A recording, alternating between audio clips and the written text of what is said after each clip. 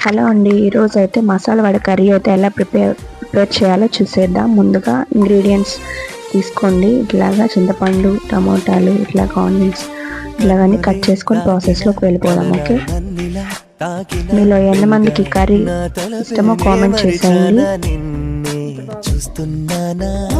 And process ఎలాగో తెలియకపోతే చూడండి, చూసి మీరు ట్రై చేయండి.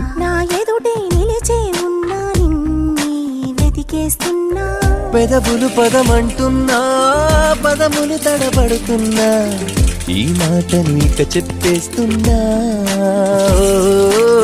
చిరికి చదివిస్తున్నా, తెరలిక తీసేస్తున్నా, ఎద చాటున చేస్తున్నా.